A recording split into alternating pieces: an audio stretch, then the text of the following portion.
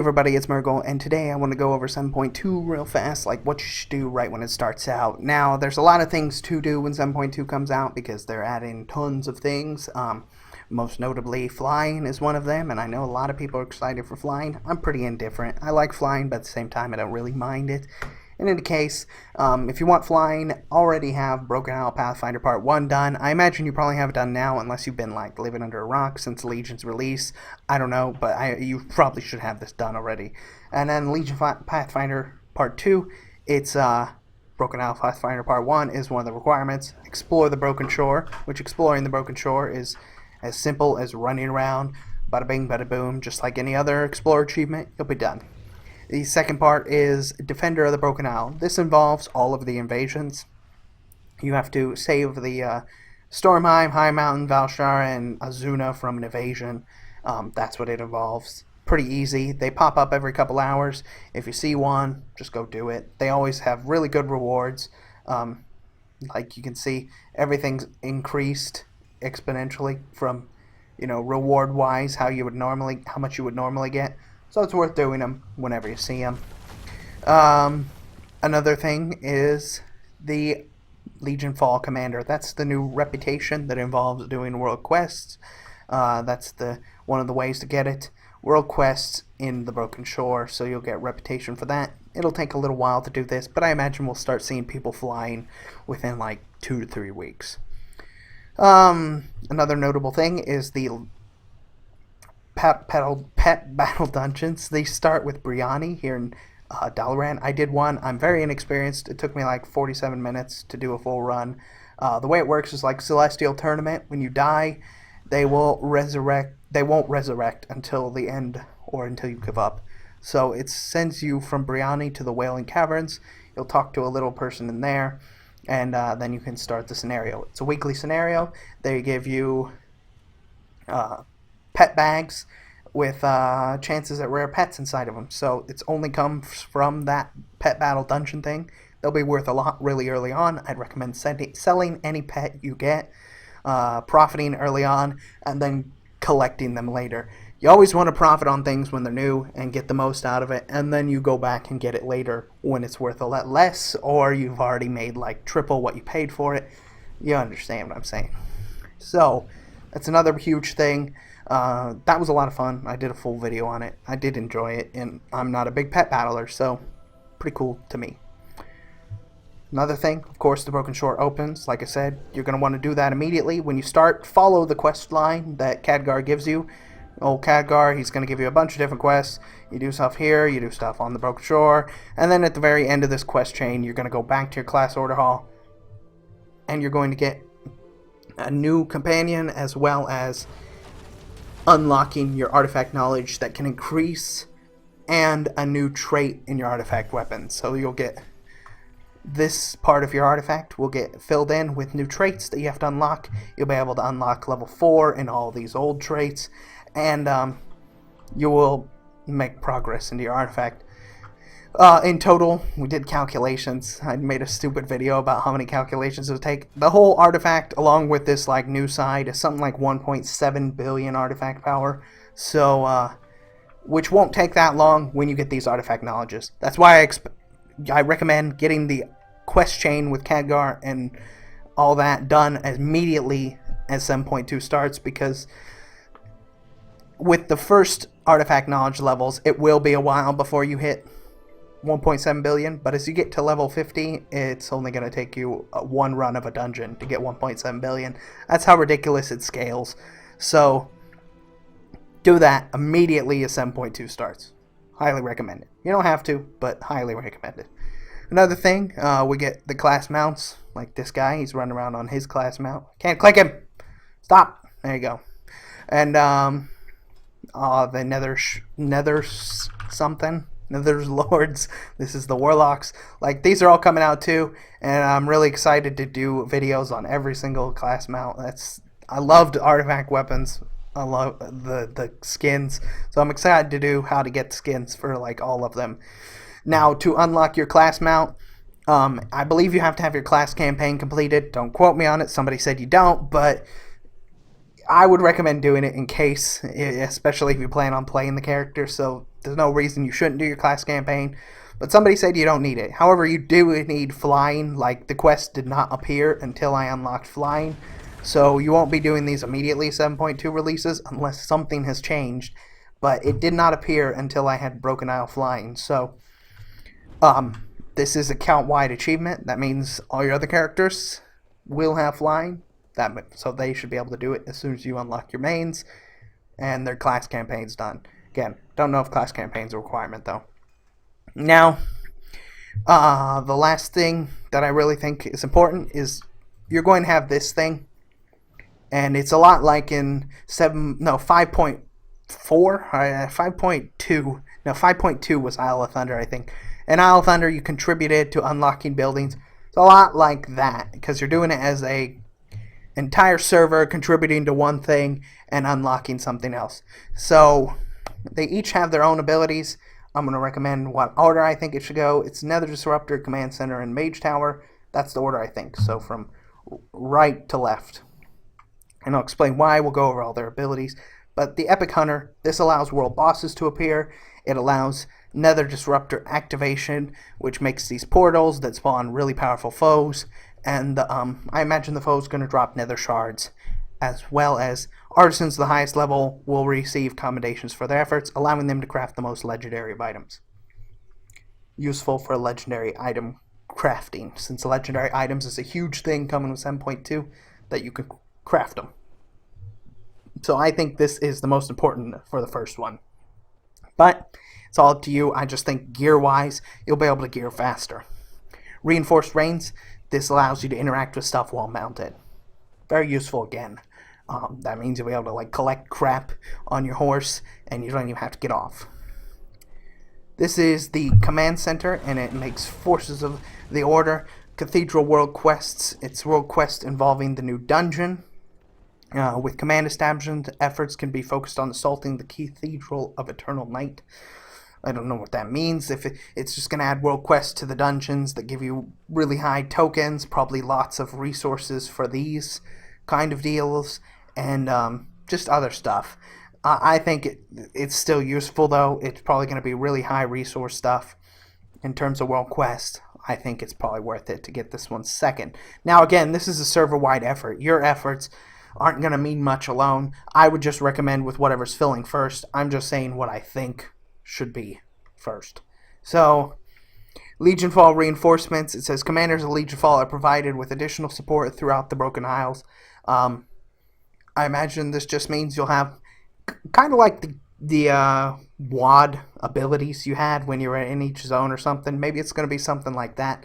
Not positive though, but that's what it makes me think of when it says that, so I don't know. And then finally, the last thing is challenge mission. Send worthy champions on a challenging but lucrative mission deep into the heart of the Broken Shore.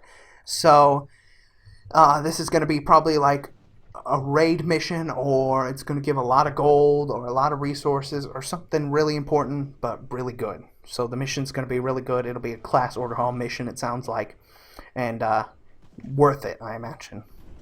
And then the other thing is war effort. Chances when earning Legionfall war supplies to get bonus Legionfall war supplies.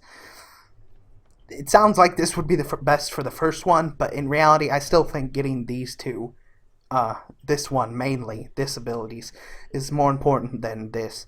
Because these still have a use probably even after all these are completed. You probably can turn them in and still get these crates. These crates give you supplies and stuff. Like this is what I got for opening one crate. 185 order resources, 75 nether shards, and 28 gold. So I'm sure they'll be allowed to turn these in somewhere else.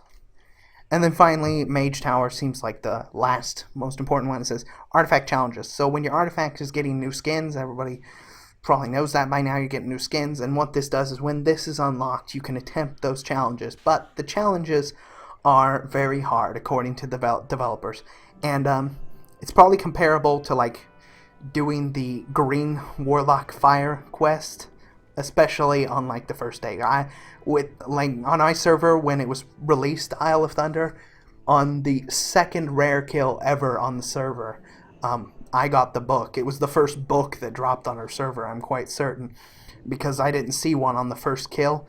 And then the second kill, there was a book, and my goodness, I freaked out. But I kept it because I wanted green fire. It took me somewhere in the range of 50 to 70 attempts to finally down the boss. It was bugged the first day, so it was very, very challenging on top of being bugged. But after that, I was able to conquer them in first attempt tries, and it was going very well for me. Ignore that. Anyways, the artifact challenges, like the developers say, it's going to be set amount of difficulty. It's not going to scale with your gear. So what I was trying to say is, if I would have waited to do the green fire, it would have been a lot easier, but when it was released, it was really difficult because, one, our gear was out of date already with the new release of the patch, and then it was more scaled to having better tiered gear in that patch, and I didn't have any of that since I was just done raiding from the what I missed, just shut upon the vaults or whatever, Mogashan vaults. And yeah, my gear was outdated. So if you're having trouble doing these challenges, that's why I recommend getting this one unlocked last if possible, because these are going to help your gear out better, it sounds like, and then you'll have a better chance of doing it when it releases. The Veiled Wormtongue chest is the second thing. The power of the Mage Tower pulses across the broken shore, revealing lucrative Veiled Wormtongue chests. Probably just means that these chests are going to have nether shards and Legion of All resources and a bunch of other stuff. And then a portal network. Kirintor provides access to portals, which can be used to move quickly around the Broken Isles. Doesn't sound all that necessary. Especially by now, you're probably going to have flying before these two are done. So it doesn't really sound like you need a portal all that much. But reputable, it increases your reputation with these guys by 30%. You get the reputation 30% faster, sorry. Again, you'll probably already be done with flying and everything before even these two finish. It doesn't seem like it's all that necessary to get this unlocked, especially because you'll be doing nothing but world quests and stuff anyways really early on. But I'm really excited. I'm going to have a lot of fun with this patch. This is a good one because, like I said, artifact weapons were one of the coolest things for me. I can't wait to get all the skins, like make guides on that. I will be making guides on every single artifact challenge. I will be making a guide. Oh my gosh, I've got so much grinding to do because I'm really pumped to do this. I loved the green fire thing. I wasn't even making videos back then, but if I would have, oh my gosh, I had fun, helping my friends with it. And definitely can't wait to make these challenges videos. So excited. But last recap, one more thing, very important.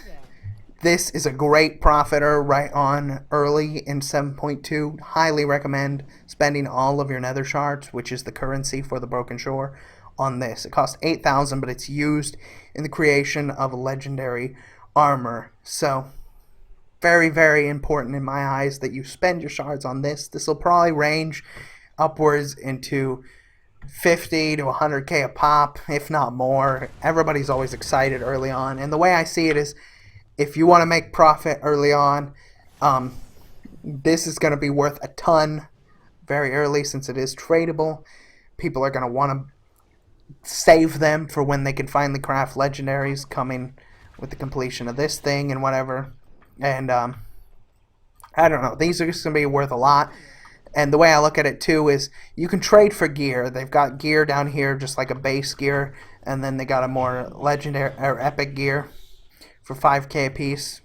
Doesn't sound like, Apexis crystals at all, but anyways, the way it works is this is 8,000 and it's used for the legendaries, but since it's tradable, I look at it like this. If you could get 10 of these in the time it takes you to get pretty much an entire full set, that's how much, this full set would cost you, what is it, 50k, 65k right there for a full set.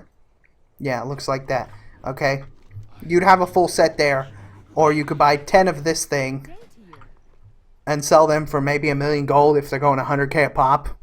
Alright, and with 1,000,000 gold, you then could pay a guild to run you through pretty much heroic with personal loot and everything, probably for 200 to 250k a run. You get 4 runs and probably have a full set of better gear than this could provide you. I'm just trying to look at it from like a perspective of how you can get the most bang for your buck. And I'm just saying, if you could sell these really early and get a ton of gold, and then you could just pay your run through.